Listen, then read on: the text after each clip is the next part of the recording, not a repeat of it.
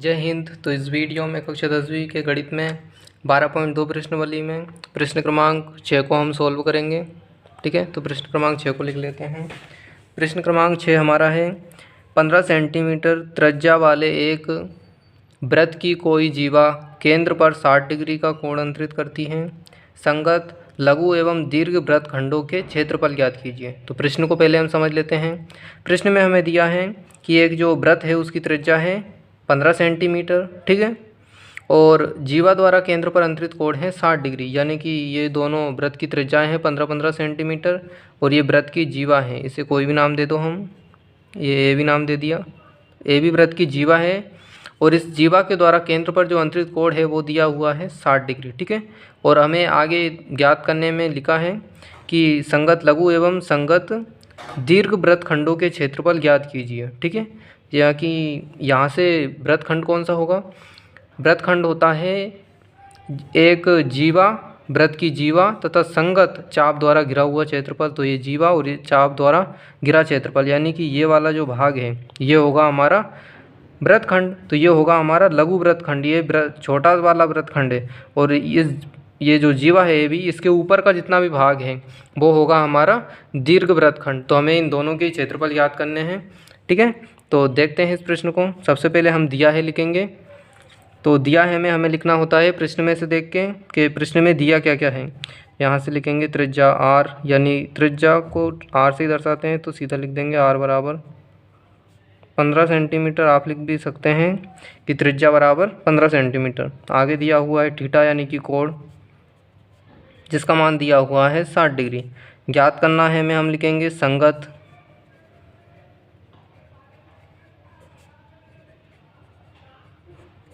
लघु एवं दीर्घ वृत्तखंडों के क्षेत्रफल,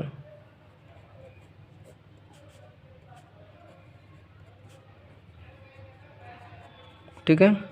संगत लघु एवं दीर्घ, यानी संगत यानी कि जो इस जीवा के संगत हैं, यानी कि जीवा के ऊपर का और नीचे का, ठीक है। नीचे का होगा लघु वृत्तखंड और ऊपर का दीर्घ वृत्तखंड, इनके हमें क्षेत्रफल याद करने हैं, ठीक है। तो इसमें हम क्या करेंगे, इसे दो प्रकार से हम हल कर सकते हैं। पहला तो ऐसे कि सबसे पहले हम इस त्रिज्य खंड का क्षेत्रफल निकाल लें जिसका कोण 60 डिग्री है, यानी कि ये पूरा नीचे का जितना भी भाग है ना, इसका क्षेत्रफल निकाल लेंगे। और उसमें से इस जो त्रिभुज बना हुआ है हमारा त्रिभुज ओ ए बी, इस त्रिभुज का क्षेत्रफल घटा देंगे तो हमें नीचे का लघु वृत्तखंड प्राप्त हो जाएगा, ठीक है।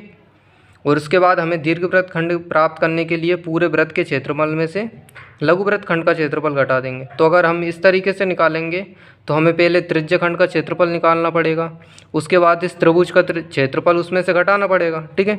तो इससे सरल और आसान एक और तरीका है कि हम सीधा सा ही एक सूत्र लगा दें वृत्तखंड के क्षेत्रफल का, तो डायरेक्ट ही हमें ये लघु वृत्तखंड है उसका क्षेत्रफल प्राप्त हो जाएगा, ठीक है।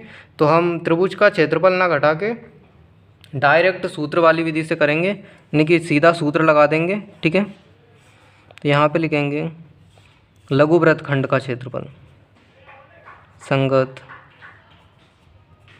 लघु वृत्तखंड का क्षेत्रफल, ठीक है।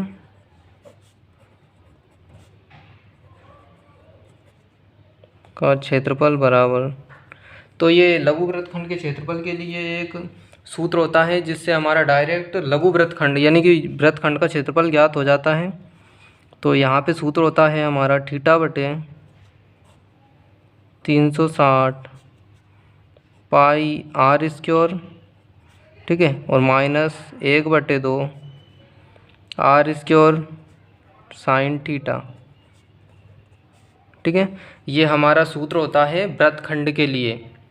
जब हम सीधा सूत्र लगा के इसको कर रहे हैं तो यहाँ पे हम मान रख देंगे इसका, तो यहाँ से रखेंगे थीटा बटे 360, यानी कि थीटा का मान हमें कितना दिया हुआ है 60 डिग्री, तो 60 बटे 360, ठीक है, इंटू पाई आर स्क्वायर। तो यहाँ पे हमें पाई का मान कितना रखना है 3.14, जैसा कि प्रश्न में दिया हुआ है हमें। तो यहाँ पे रखेंगे 3.14। उसके बाद आर स्क्वायर है, यानी कि त्रिज्या दो बार लिखना है गुणा में, ठीक है। तो ये 15 हमारी त्रिज्या है, तो 15 × 15 हो जाएगा। इसके बाद माइनस का चिन्ह लगाना है और फिर हमें लिखना है 1/2 r इसके, और r का मान कितना है 15, तो 15 को 2 बार लिख के देंगे गुणा में। उसके बाद है हमारा इंटू में, यानी कि गुणा में ही लिखा हुआ है साइन थीटा, तो साइन और थीटा की जगह हम जितना मान है 60 डिग्री वो रख देंगे, ठीक है।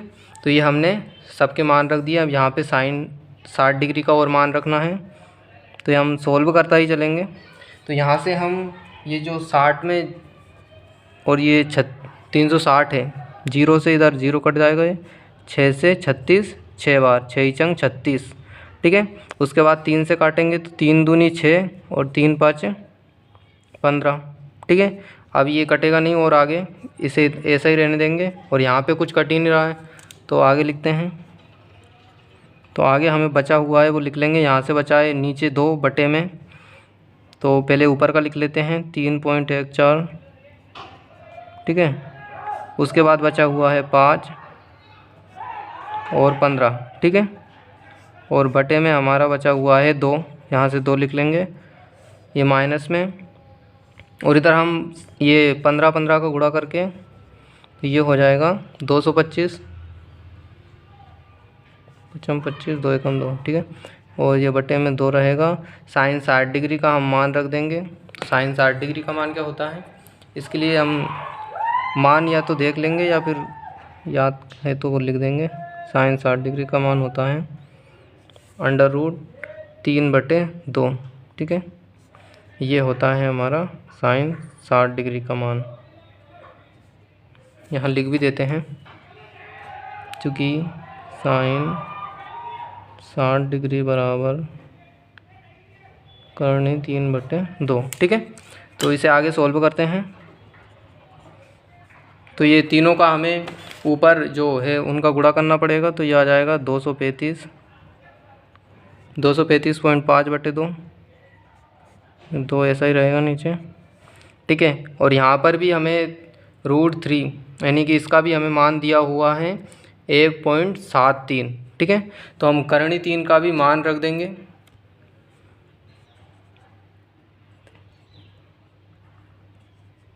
(225/2), ठीक है।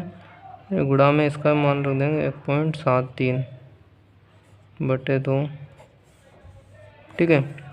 अब इसका गुणा हम कर लेंगे, तो ये हमारा इसमें भाग दे देंगे 2 से, तो यह आ जाएगा 117.75, ठीक है। और माइनस में ये रहेगा हमारा। तो इसे हम पूरा सॉल्व कर लेंगे, वीडियो में सॉल्व नहीं करेंगे क्योंकि वीडियो लंबा हो जाएगा। इसे सॉल्व करने पे हमें ये प्राप्त हो जाएगा 97.31, ठीक है।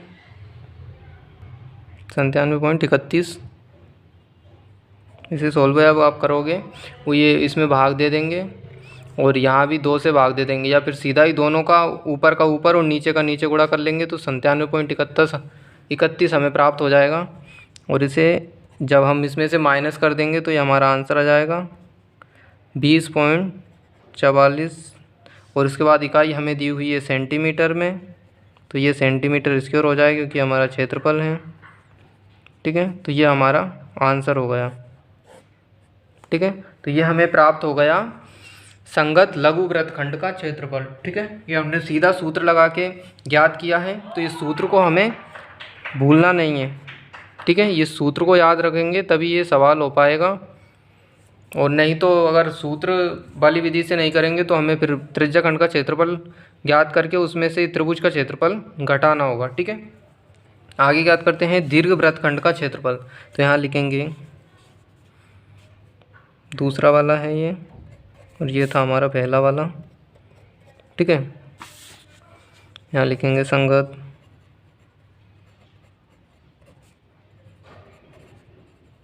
दीर्घ वृत्तखंड का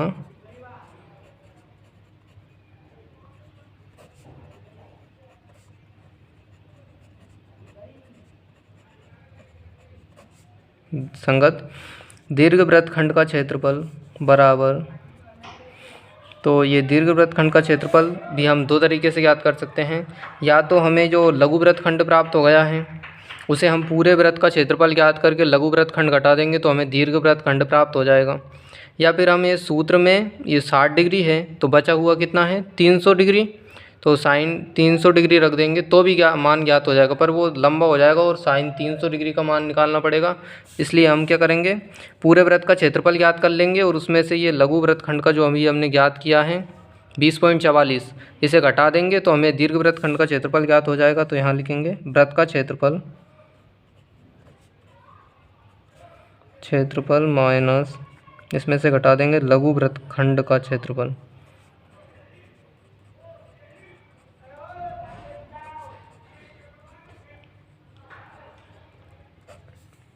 ठीक है, लघु वृत्तखंड का क्षेत्रफल घटा देंगे वृत्तखंड के क्षेत्रफल में से। तो यहाँ वृत्त का क्षेत्रफल क्या होता है, वृत्त का क्षेत्रफल का सूत्र होता है पाई आर स्क्वायर। ठीक है, और लघु वृत्तखंड का क्षेत्रफल तो हमने ज्ञात कर लिया है यहीं पे अभी, ये 20.44, तो यहाँ लिख देंगे 20.44। ठीक है, यहाँ पे मान रख देंगे पाई का, तो पाई का हमें मान रखना है 3.14 इंटू त्रिज्या हमें दी हुई है 15 सेंटीमीटर, तो 15 को 2 बार लिख के, और ये माइनस में ऐसे ही रहेगा 20.44। ठीक है, तो अब क्या करेंगे, हम इन तीनों को गुणा कर लेंगे तो यह आ जाएगा 706.5। ठीक है, और इसमें से घटा देंगे 20.44, तो ये हमें दीर्घ वृत्तखंड का क्षेत्रफल प्राप्त हो जाएगा 686.06। ये पॉइंट में थोड़ा 5-6 इतना होगा तो कोई दिक्कत नहीं है, ये हमारा आंसर हो जाएगा दूसरा। कि प्रश्न में 2 बातें पूछी थी, एक पूछा था संगत लघु वृत्तखंड का क्षेत्रफल और दूसरा पूछा था संगत दीर्घ वृत्तखंड का क्षेत्रफल। ठीक है, तो हमने दोनों ही याद कर लिए हैं। एक बार और प्रश्न को पूरा समझ लेते हैं हम। प्रश्न क्रमांक 6, इसमें दिया था हमें कि 6 सेंटीमीटर त्रिज्या वाले वृत्त की कोई जीवा केंद्र पर 60 डिग्री का कोण अंतरित करती है, यानी कि वृत्त की त्रिज्या 15 सेंटीमीटर वृत्त की त्रिज्या थी, और जो हमारा केंद्र पर अंतरित कोण था संगत जीवा द्वारा वो 60 डिग्री था, और हमें इस प्रश्न में पूछा था संगत लघु एवं संगत दीर्घ वृत्तखंड का क्षेत्रफल। ठीक है, तो वृत्तखंड का क्षेत्रफल 2 तरीके से निकाल सकते हैं, जैसा कि मैंने बताया था अभी कि एक तो या तो पूरे त्रिज्यखंड का क्षेत्रफल ज्ञात करो और उसमें से त्रिभुज का क्षेत्रफल घटाओ, या फिर सीधा ये सूत्र लगा दो।